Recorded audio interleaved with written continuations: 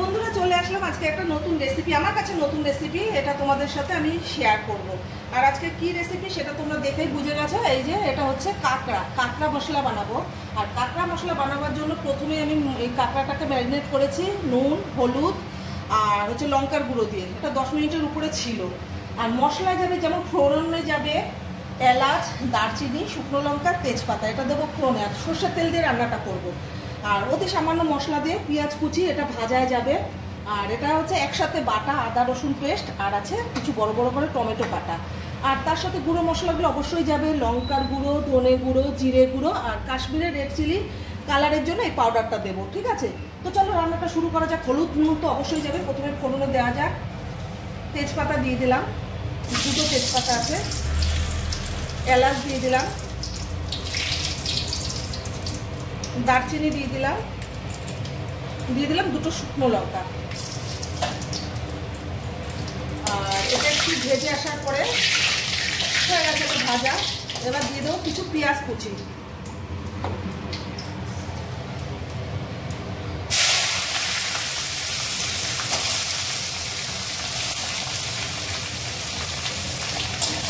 এই পেঁয়াজটা লাল লাল করে ভেজে আসার পরে পেঁয়াজটাকে আমি একটু বাদামি কালার করে ভেজে নেবো। বুঝলে বন্ধুরা, এটা একটু ভাজার পরে আমি আদা রসুন পেস্টটা দিচ্ছি, অবশ্যই দেবো, তোমাদের সবটাই দেখাবো। তো চলো একটু পেঁয়াজটা ভেজে আসি।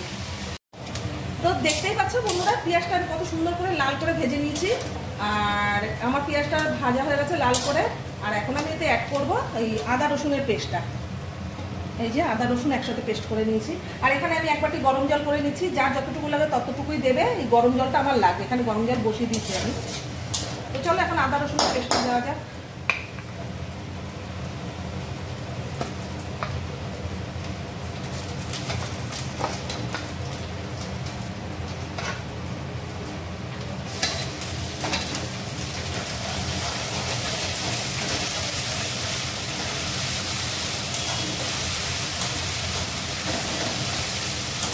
এবার এক এক করে আমি গুঁড়ো মশলাগুলো বন্ধুরা অ্যাড করবো। তাহলে গুঁড়ো মশলাগুলো অ্যাড করা যাক।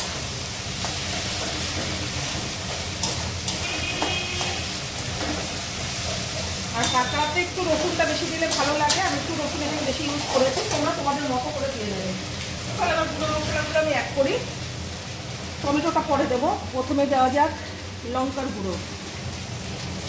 একটু ঝাল ঝাল বানাবো, আর তোমরা তোমাদের পরিমাণ মতো ঝাল দেবে।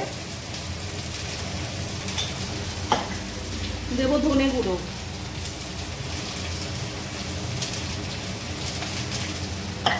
দেবো জিরে গুঁড়ো,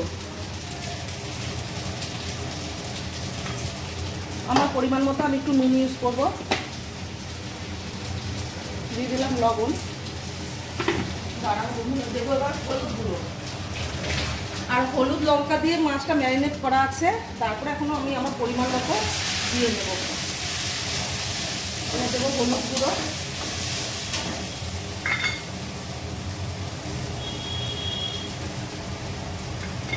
একটু জল ইউজ করবো বন্ধুরা, কারণ মশলাটা যেন পুড়ে না আসে। অল্প জল দিয়ে এটাকে এখন একটু নাড়াবো।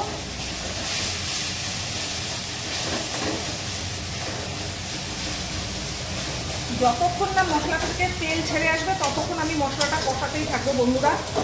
এবার এর মধ্যে আমি অ্যাড করবো একটু কাশ্মীরি রেড চিলি পাউডার আর চিনি। এইদিকে দেখো জলটা কেমন সুন্দর টকবক টকবক করে ফুটছে। জলটা আমার ফুটে গেছে, গ্যাসটা বন্ধ করে দিই। এখানে দিয়ে দেবো একটু চিনি।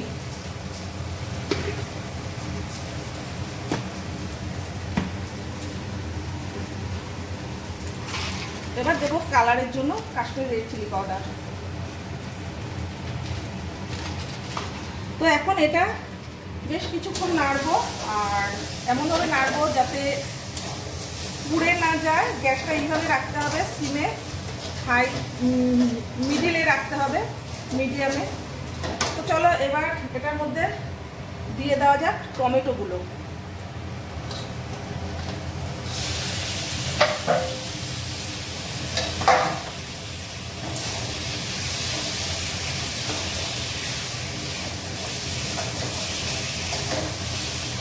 এবার এতক্ষণই কষাবো যতক্ষণ না তেল বেরোবে। ঠিক আছে, তো চলো তারপরে কাঁকড়া অবশ্য তোমাদের দেখাবো। এখন এটা আমি কষাতে থাকি। তো দেখতেই পাচ্ছ আমার মশলাটা সেইভাবে কষানো হয়ে গেছে, আর সাইড থেকে কেমন তেলগুলো বেরিয়ে গেছে। এই যে যখন এইভাবে তেল বেরিয়ে যাবে মনে করবে তোমার মশলা কষানোটা ঠিক হয়েছে। আর আমার তেলগুলো বেরিয়ে গেছে, আর এখন আমি এর মধ্যে অ্যাড করব এই ম্যারিনেট করা কাঁকড়াটা। তো চলো ম্যারিনেট করা কাঁকড়াটা অ্যাড করা যাক।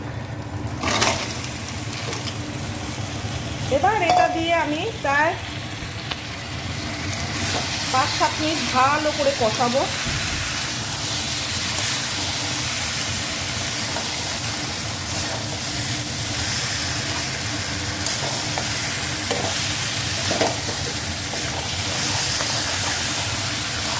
এটা এখন 5-7 মিনিট ভালো করে কষিয়ে নুন ঝালটা চেক করব।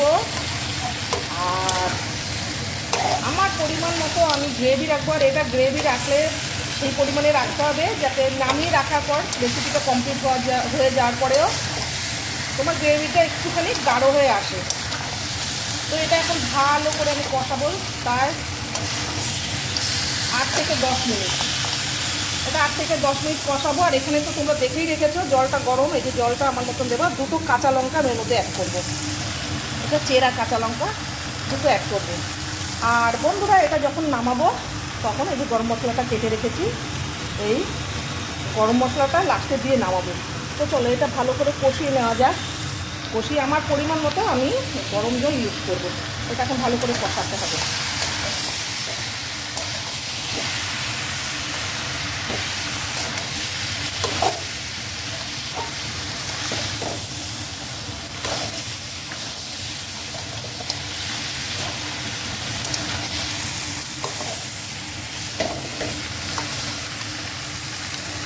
কালারটা দেখেছো কত সুন্দর কালারটা এসছে।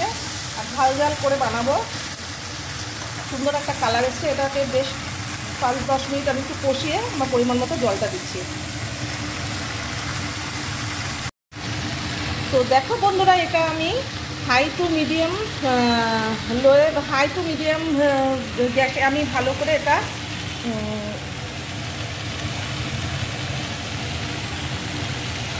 কষিয়ে নিয়েছি। তো এবার এখান থেকে তেল বেরিয়ে গেছে, গ্যাসটা বেশি বাড়ানো যাবে না, এটা মিডিয়াম লোয়ে আমি এটা ভালো করে কষিয়ে নিয়েছি। আর কষানো হয়েছে প্রায় 10 মিনিট ধরে। এবার পাশে থাকা এই যে জলটা আমি গরম করে রেখেছি, এবার আমার পরিমাণ মতো আমি জলটা এখন ইউজ করব। চলো জলটা অ্যাড করা যাক।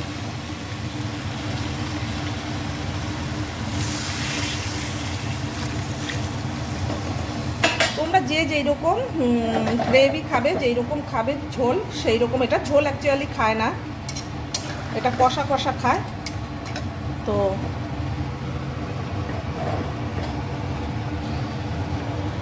এই জলটা দিয়ে আমি আবারও 10 মিনিট ঢেকে রাখবো। হাই টু মিডিয়াম লোয়ে আমি আবারও 10 মিনিট ঢেকে রাখবো, যাতে করে যতটুকু বয়েল হওয়ার তো হয়েই গেছে, আর যতটুকু হওয়ার একদম হয়ে যাবে।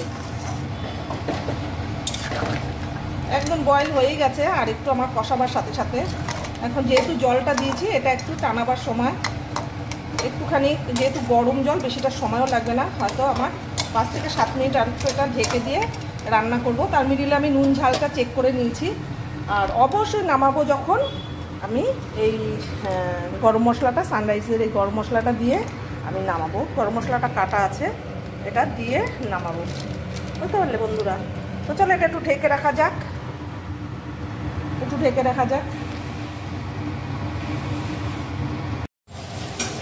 তো দেখো বন্ধুরা আমার কাঁঠাল মশলা প্রায় হয়ে গেছে, প্রায় না হয়েই গেছে। এখন আমি এটার মধ্যে, আর আমি আমার মতো গ্রেভি রেখেছি, তোমরা তোমাদের মতো যে যেই রকম খাবে। আর অ্যাকচুয়ালি এর বেশি ঝোল খায় না, একদম এটা নামাবার পর যতটুকু ঝোল আছে এর আরও অর্ধেক হয়ে যাবে। তো চলো এখন আমি কি করবো, গরম মশলাটা অ্যাড করে নামিয়ে নেবো।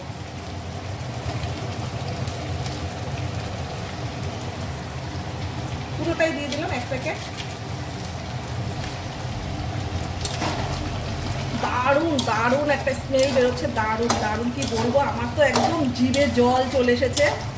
আর আজকের রেসিপিটা কেমন লাগলো দেখে তোমাদের অবশ্যই কমেন্ট করে বলবে, ভালো লাগলে লাইক কমেন্ট শেয়ার করে দেবে। এইরকমই নিত্য নতুন রেসিপি দেখতে হলে আমার চ্যানেলটা সাবস্ক্রাইব করতে হবে। আমার চ্যানেলের নাম আমার ইউটিউব চ্যানেলের নাম লাভ সোমা 870, লাভ সোমা 870। ওখানে গেলে তোমরা এরকম নিত্য নতুন নানা রকম রেসিপি তোমরা দেখতে পাবো। তো চলো এটা আমি নামিয়ে নিই, আমার এটা হয়ে গেছে।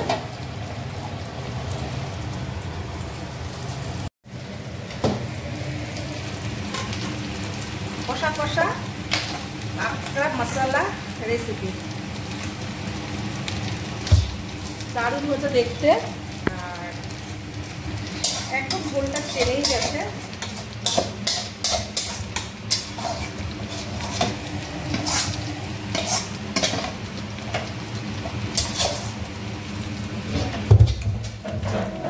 চলো টেবিলে নিয়ে যাওয়া যাক।